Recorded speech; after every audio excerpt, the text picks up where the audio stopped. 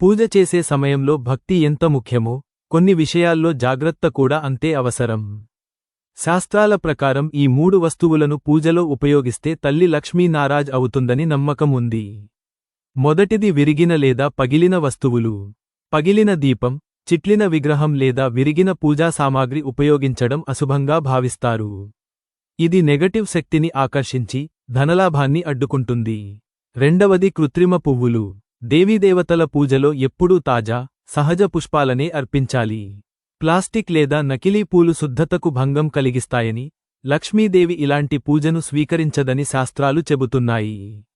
మూడవది మసకబారిన లేదా మురికిగా ఉన్న వస్త్రాలు.